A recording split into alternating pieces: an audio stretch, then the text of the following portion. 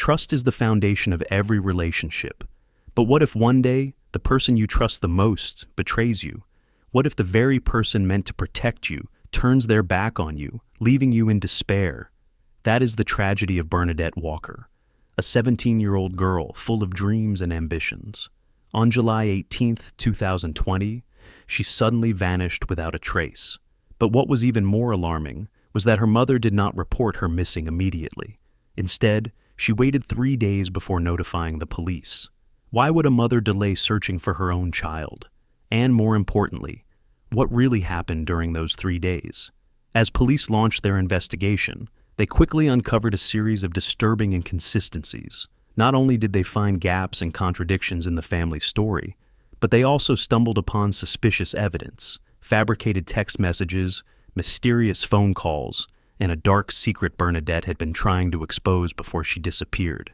But the most chilling revelation was this: Bernadette did not run away. She was betrayed inside her own home.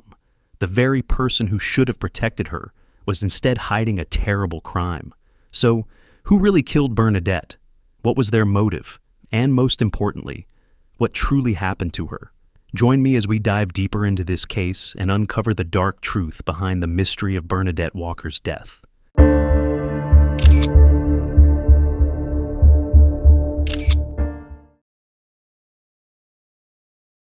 B. Walker was born on December 13, 2002, in Peterborough, England. She was a quiet yet ambitious girl, passionate about photography, always carrying her camera to capture the world around her. After graduating from high school, B pursued photography at Peterborough College, dreaming of leaving her small town behind to build a new future in America. However, behind B's smile was a troubled home life. Her mother, Sarah Walker, had a tumultuous personal life, with 10 children from multiple relationships. When B was still young, Sarah began a relationship with Scott Walker, a man whom B would later consider her stepfather. Though they were never legally married, Sarah changed her last name, and her children's, to Walker, signifying her commitment to Scott. But beneath the surface of a seemingly ordinary family lay a toxic and dangerous environment. Scott Walker was described as controlling, violent, and deeply suspicious. One of the most disturbing details was that he had installed surveillance cameras throughout the house, including in the bathroom, a crucial piece of evidence later uncovered during the investigation. Several family members, including B's brother, had reported Scott's abusive and manipulative behavior. Despite growing up in a large family, B had no real support system. She spent most of her time on social media, where she could escape her harsh reality. Sadly, even when she sought help from her own family, she found no protection. When B confided in her mother about the horrifying things Scott had done to her, Sarah refused to believe her. Instead of offering support, she threatened her. B documented her pain in her diary, which later became critical evidence in the investigation. Her life became increasingly suffocating.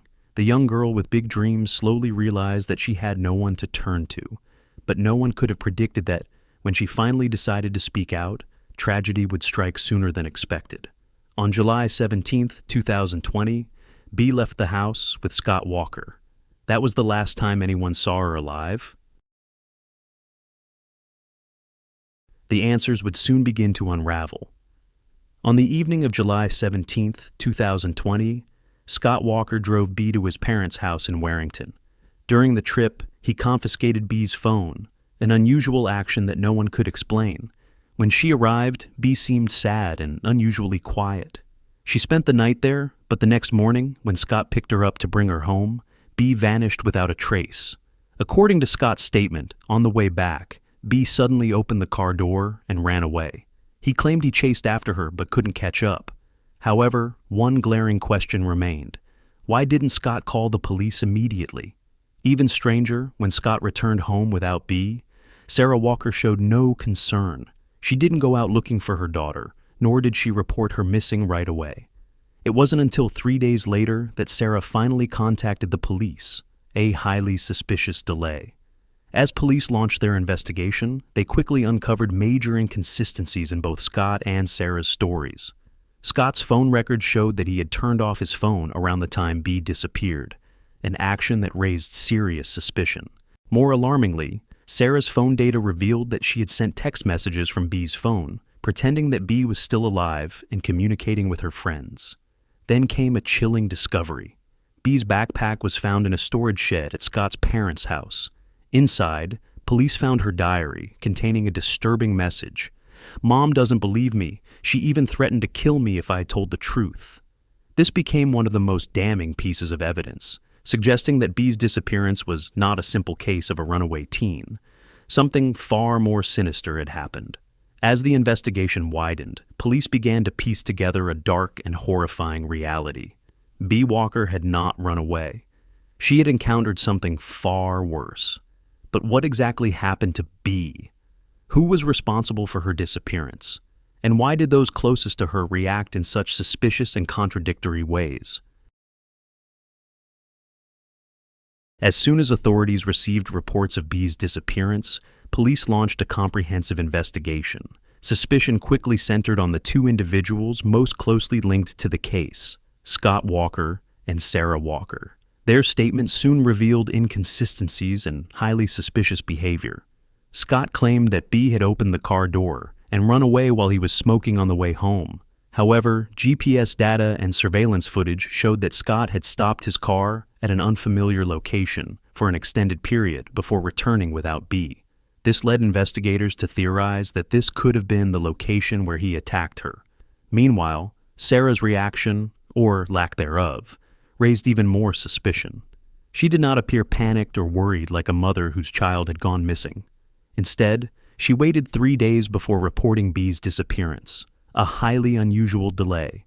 Moreover, upon examining Sarah's phone records, police discovered that she had been texting B's friends from her daughter's phone, pretending that B was still alive. This deception strongly indicated that Sarah not only knew about B's disappearance, but was actively trying to mislead the investigation. A major breakthrough. One of the most crucial discoveries in the case came when police found B's backpack inside a storage shed owned by Scott's family. Inside, they uncovered her diary containing a chilling message. "My mom doesn't believe me. She even threatened to kill me if I told the truth." This further reinforced the theory that B had tried to expose Scott's dark secrets, only to be silenced by those closest to her. Additionally, Scott's phone records showed that he had turned off his phone for 91 minutes on the morning of July 18th, the exact time frame during which B went missing. Investigators suspected that this was the period when he killed B and disposed of her body. When Scott's phone turned back on, the first call he made was to Sarah. The call lasted 9 minutes, and detectives believed this was when the two discussed how to cover up the crime. Scott and Sarah's contradictions. Despite their attempts to deny all accusations, Scott failed to provide any logical explanation for his actions. Under interrogation, he continued to insist that B had run away, yet he couldn't explain why he didn't call the police immediately. He also could not produce any evidence that he had searched for B after she allegedly fled. As the investigation continued, police interviewed B's friends and relatives, uncovering another critical clue. On July 19th, a day after B went missing, her friends received a message from her social media account, stating that she had lied about everything regarding Scott. However, when detectives analyzed the data, they found that B couldn't have sent that message, because by that time, her phone had already been taken away by Scott. This further supported the theory that Scott and Sarah had been actively fabricating a false narrative to cover up the crime. The arrests and the search for justice? With all the evidence mounting, including phone data, GPS records, witness testimonies, and B's own diary, police concluded that B had not run away, but had been murdered. However, without a body, they faced a major challenge: securing enough proof to convict Scott and Sarah in court. Given the overwhelming signs of deception and suspicious actions, police made a decisive move. On September 14, 2020, Scott and Sarah were arrested and charged with murder and perverting the course of justice. Yet, the case remained complicated because B's body had never been found.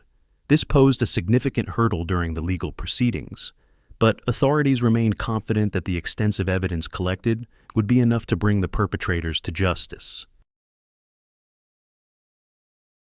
With all the evidence gathered, Scott and Sarah Walker stood trial in 2021 at Cambridge Crown Court. The case gained widespread public and media attention as prosecutors sought justice for B. Walker, despite the fact that her body had never been found. Relying on forensic evidence and overwhelming circumstantial proof, the prosecution charged Scott with murder and Sarah with perverting the course of justice. The trial and Scott's denial. During the trial, Scott continued to deny all accusations. He stubbornly maintained that B had run away and insisted that there was no concrete proof linking him to her murder. However, the jury was not convinced. Prosecutors methodically presented the evidence, including phone and GPS data, which contradicted Scott's version of events, B's diary entries, which documented her fear and abuse, the fabricated text messages Sarah sent from B's phone, proving an intentional cover-up. The prosecution argued persuasively that Scott had murdered B and that Sarah had actively helped him conceal the crime. The verdict and sentencing. In July 2021, after weeks of testimony, the court found Scott Walker guilty of murder. He was sentenced to life in prison, with the condition that he would not be eligible for parole unless he disclosed the location of B's body, a requirement under Helen's law, which forces murderers to reveal the whereabouts of their victims before being considered for release. Although Sarah Walker was not convicted of murder, she was found guilty of tampering with evidence and obstructing justice. The court sentenced her to 6 years in prison, condemning her lack of remorse and failure to cooperate with authorities in the search for her own daughter. The public reacted with outrage, particularly towards Sarah, who had betrayed her daughter rather than protecting her. Unanswered questions and a lingering mystery. Despite the convictions, B. Walker's case remains unresolved. Her body has never been found, leaving her loved ones without closure. Law enforcement and the public continue to urge Scott or anyone with knowledge of the case to come forward and help bring B to rest.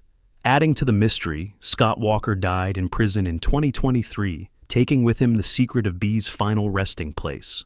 Will the truth ever be revealed? Only time will tell. Although Scott Walker was sentenced to life in prison and Sarah Walker received 6 years, the case of Bernadette Walker left a lasting impact on the public. Her family, friends, and community continue to mourn her disappearance, as her body was never recovered. This lack of closure has only deepened the pain and left many questions unanswered. A family seeking justice. B's brother, Anthony Walker, has been vocal in his efforts to seek justice. He has repeatedly urged anyone with information about B's whereabouts to come forward. Beyond his personal grief, he has also become an advocate for raising awareness about domestic abuse and protecting vulnerable children. B's story has been widely shared on social media, serving as a warning about the dangers of abuse within families and the failures of those who should be protecting children.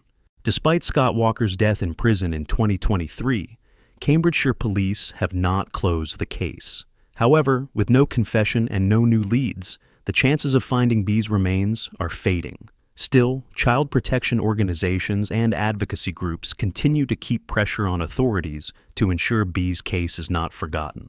They hope that someday, the truth about her final resting place will be uncovered. Concerns over Sarah Walker's release.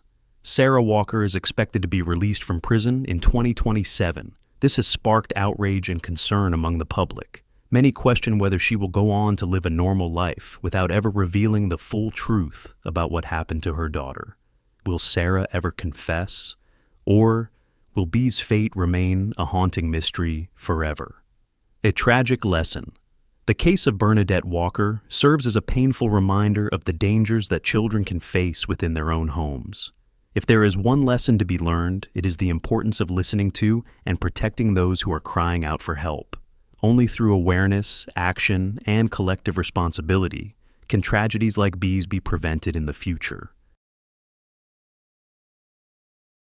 The case of Bernadette Walker serves as a painful reminder of the dangers of domestic violence, especially when it happens in what should be the safest place of all, home.